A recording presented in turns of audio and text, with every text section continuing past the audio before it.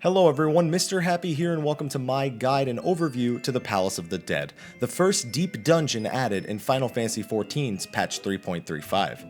This guide will cover the first 50 floors and include all the rules and some strategies for maximizing your time inside, as well as the rewards and the boss by boss strategies.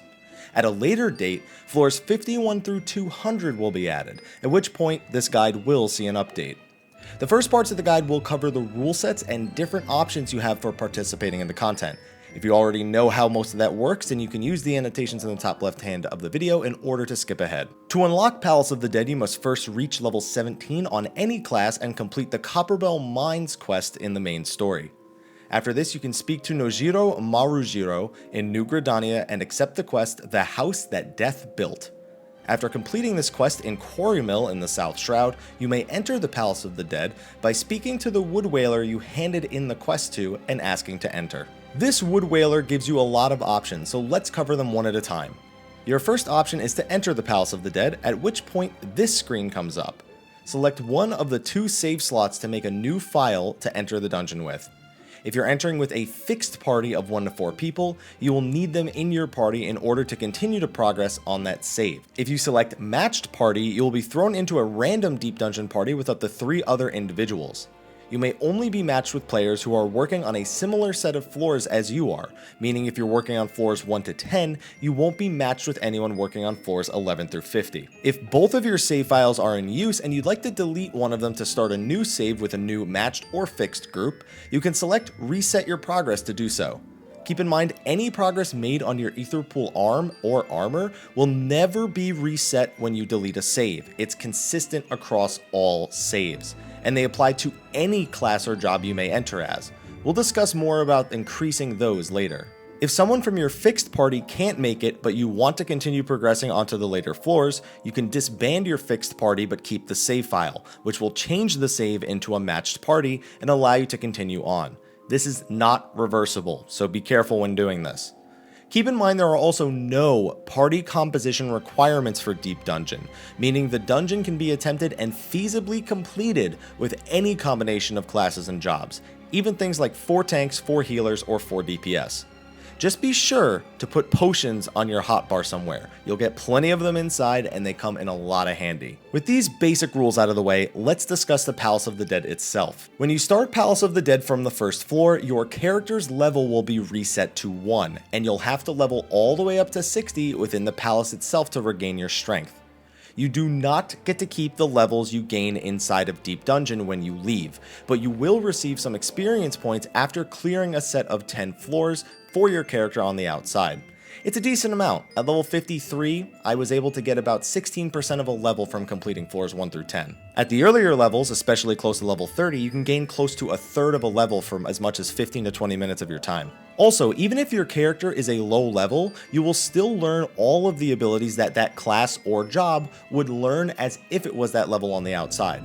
This means that if you enter as, say, a level 30 Scholar, you'll be able to actually access all of your Scholar abilities up to level 60 even though your character didn't know them on the outside of Palace of the Dead. Keep in mind that if you enter as a class and not a job, you will not learn any job abilities inside, only class abilities. Upon entering, you'll notice a mini-map in the top right and a character info sheet in the top left. On the mini-map, you can track multiple objectives. Carns of Return resurrect dead party members if activated once they are fully powered. Basically a way of resurrecting people in case you don't have any healers or anyone with a resurrection. Carns of Passage allow you to pass to the next floor once all party members are alive and standing nearby it. Bronze chests drop potions, phoenix downs, and rarely a Gelmoran Potsherd, which we will discuss more later.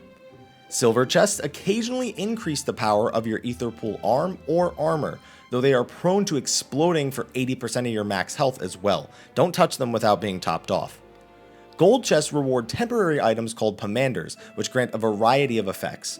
In case you don't know what they do, simply scroll over one on screen to read what it does. Keep in mind that any of these color of chests can turn into mimics, which can be much higher level than you and easily decimate unprepared groups.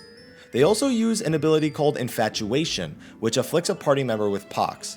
This does a super weak dot, stops all natural regenerations, causes you to deal less damage and take more damage. It can only be cleansed by either waiting out its 10-minute timer or by using an item known as a Pomander of Purity. On the character sheet, on the other hand, you'll see your current Ether Pool arm and armor values. Now, Ether Pool arm and armor stuff is actually what determines your effective gear level inside of Deep Dungeon.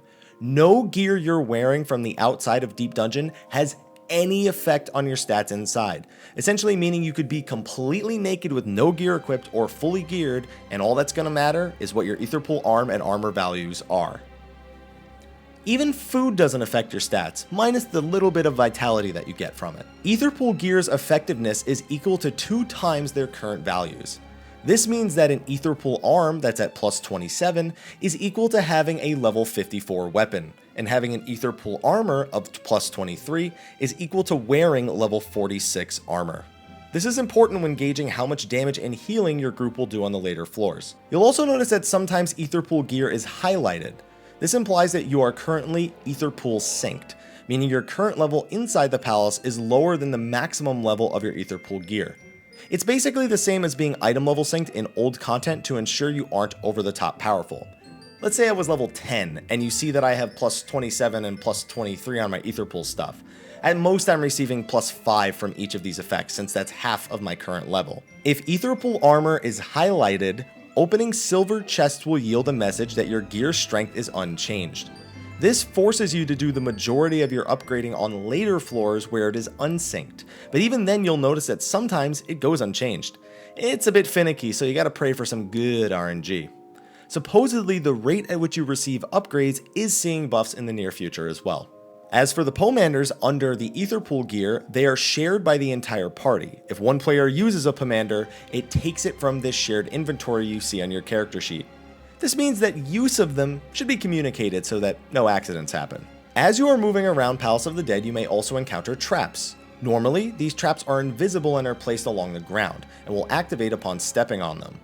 Using a Pomander of Sight will reveal them as red glyphs on the ground, and using a Pomander of Safety will remove all floor traps for that floor. Keep in mind, Pomanders of Safety do not remove traps from chests. Each trap has a different effect, and if you have a Pomander of Sight, you'll actually see that each of them has a different symbol to designate what their effect is. Landmines explode for 80% of your max HP in an AoE. Frog traps turn you into a frog for 30 seconds. Pacification traps silence and pacify everyone nearby the trap when it explodes, though this can be removed with Asuna type abilities. Enervation traps give you a debuff that causes increased damage taken for a minute, and luring traps spawn 3 enemies on top of you. Tread carefully when moving through Deep Dungeon. I personally like to try and stick to the walls, as I find there are far less traps along there than there are in the middle of the room. That being said, if you have a Pomander of Sight active and you identify a luring trap, it is okay to actually deliberately pop a luring trap for chances at spawning more chests from dead enemies. For the remainder of this guide, we will discuss the different enemies and bosses you'll run into on each set of floors. Keep in mind that in order to keep any Ether Pool upgrades, Pomanders, and all general progress inside of Deep Dungeon, you must successfully complete all 10 floors in an hour without wiping. If you do not finish the floors, you will lose any Ether Pool upgrades you obtained during those 10 floors, or the Pomanders that you received as well, and you will be reverted back to your last save. If you do complete the 10 floors, you will get to keep your upgrades. For floors 1 to 10, most enemies are a joke. The most dangerous ones are the Palace Hornets, which do final sting as they are nearing death. If you're new to the palace with little Ether Pool armor, this is likely a one-shot, though with higher armor or Pomanders of Steel, it's far from lethal. Make killing Palace Hornets your #1 priority when clearing out enemies. Other than the Hornets, the first 10 floors have enemies that you will mostly have no problem dealing with. Whether it be beetles, Yarzans, sprites, you'll probably be moving through these first 10 floors fairly quickly. On these first 10 floors, you definitely want to try to get as many Ether Pool upgrades as possible when starting out, usually up to +7 or 10, though honestly, that's a little bit of a stretch. Since you usually end floor 10 at about level 20 to 22, if you're closer to these breakpoints, it gives you a huge edge on the next 10 floors, but is not required by any means. My first time getting through, I think I was +3, +1, and I still managed to finish all 50 by the end. The final boss of floor 10 is Palace Deathgaze. He mostly uses a bunch of dodgeable AoEs, a moderately strong cleave, and arrow blast, which puts a dot on all party members. It's nothing too threatening overall. One easy way to demolish bosses, whether it's floor 10 or floor 50, is to have somebody use a Pomander of Lust to transform into a succubus. With your Voidfire 2 attack, give the boss 5 vulnerability up stacks and then remove your succubus form and continue as always. The damage increase is massive and makes incredibly short work of all bosses. After completing the 10th floor, you'll receive some EXP for the outside world, some gil, and tomestones if you're above level 50, even SOs and lore tomestones if you're 60. The amounts of these will go up as you clear later floors, with floor 10 giving the least of all of these things. For floors 11 to 20, the enemies you'll want to pay the closest attention to are palace slimes. These slimes explode with an attack called Rapture after about 20 seconds, which does lethal amounts of AoE damage to anyone near it when it explodes. Focus down any slimes you run into. Plenty of enemies in here also have poison and slow effects, as well as Malboros with their bad breath, so keep an eye on how many enemies you have at once and watch those AoEs. The floor 20 boss is Spurge, who has mostly dodgeable AoE attacks and a very powerful cleave attack at this level. If your armor levels are low, definitely use Pommanders of Steel here. Leaf Storm does room-wide AoE damage as well, but the main mechanic he has is his prey marker. Every so often, he will run to the north side of the room and mark a target with prey. Shortly after, he'll shoot 3 back-to-back line AoEs at them. Just dodge these, they're not really that big of a deal. He'll also summon 2 Palace Bees that will attempt to use Final Sting if you take too long to kill them. They have pretty low HP, so just deal with them and the boss as quick as possible. If you have decent DPS and you're using the Pomander of Lust trick we mentioned before, you'll probably even kill him before he uses the prey marker, or these bees have any chance to use Final Sting. You'll likely end floor 20 at around level 34 to 36, and if you're lucky, about an ether pool level of somewhere between 10 and 12. Again, I only had like +6, +4 by the time I got through the 20th floor. You'll be okay if you have less than that. Floors 21 to 30 are where you'll really start to notice a ton more damage coming out. All of the enemies naturally hit a lot harder here, and if you had poor luck on the silver chest for the first 20 floors, this is where it's going to start to hurt. Avoid all AoEs at this point, especially the ones from the Adamantoises, as they will likely be lethal to non-tanks early on. Minotaurs should also be a primary focus, as if you see them using a 111-ton swing, you better be sure to back away, as this can one-shot all players with low armor values, easily. In my opinion, the most annoying enemies are the Palace Scatines, which can sleep the entire party with Chirp if it's not stunned. Focus them down too and stun Chirp if you see it going off. Floor 30's boss is Ningish Zeta. It's a Hydra mob that acts similarly to the Hydra from the level 50 Relic questline. He cleaves with every auto attack and regularly performs stronger cleaves on the tank. He also shoots fire and ice puddles at party members that deal damage and, in the case of the ice puddles, slow movement speed. Occasionally it runs to the middle of the room and begins to cast Fear itself, which you counter just by standing directly under it before it finishes casting. This boss can hit really hard, but at this point whoever is tanking should be durable enough with potions and Pommanders of Steel. You'll probably be in your upper 40s by the time you finish this, and again, if your ether pool armor is not now nearing somewhere near plus 18 or 19, expect all the remaining floors to hit incredibly hard. Floors 31 through 40 are probably the simplest set of floors, as their enemy types are nothing overly threatening. The succubi that roam the halls use an AoE fear, but you can stun and silence the fear, and if you focus them down, they're a non-issue. The Dahaks also have powerful tail swipes, so make sure not to face their butts towards the group. It's mostly a bunch of dodgeable AoEs, but being hit by an AoE here is incredibly threatening, so simply put, don't let it happen. Remember, if your ether pool armor is low, this is painful. The boss on the 40th floor is Ixtab. More like Alt-Tab. This is honestly one of the easiest bosses in the whole dungeon. He just spam drops puddles under players and shoots AoEs. If you take too long to kill him, he does summon boots which can do annoying AoE paralyzed spells, but just kill them and the boss and dodge Ixtab's AoEs, and you'll wonder why they made such a cool looking boss so helpless. As for your level at the end of floor 40, you want to be very close to level 60, usually between 58 and 59. The final 10 floors are quite easily the deadliest when you're first progressing through, definitely because unless you're really lucky, your ether pool armor levels are going to be pretty low. But if you take your time and deal with the enemies in small, controlled groups, you'll blow through this in no time. I finished my first set of 50 floors with plus 13, plus 11, and even then, it wasn't that overly difficult. Speaking of upgrades, the last 10 floors will often feel like they have the least amount of upgrades available. Later on, as you get closer to plus 30 on both your arm and armor, you'll only be able to receive upgrades from silver chests on these final floors, so do your best to check every corner and use every Pomander possible in hopes of getting more silver chest spawns. When running in a fixed party, it's perfectly acceptable to deliberately wipe here if you receive little to no upgrades on the final floors to give your party a chance at them again. Heck, you could be doing that for the earlier floors as well, or use your second save file. On the other hand, please don't screw over matched parties by leaving because you didn't get any upgrades. If that's your plan, really, try to go find a fixed party that at least is all on the same page. Now there are some enemies of note on the final floors, but nothing crazy like the slimes or the hornets.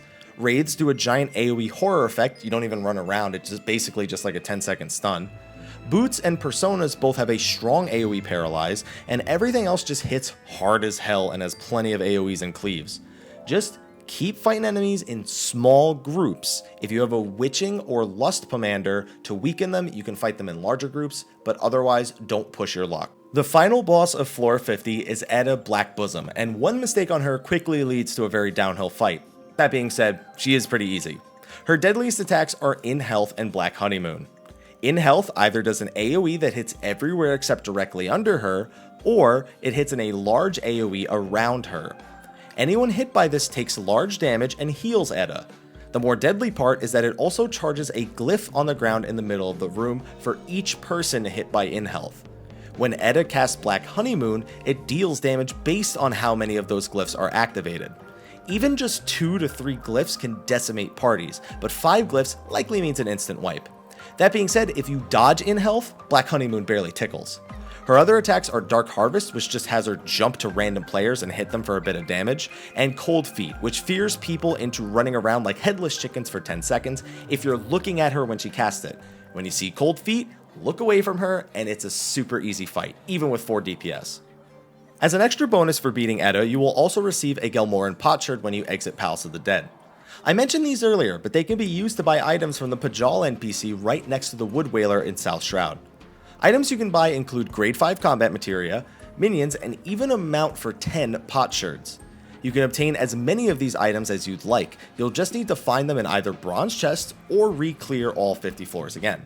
In fact, now that we mention it, there are actually 0 restrictions on how frequently you can run Palace of the Dead, so grant it to your heart's desire.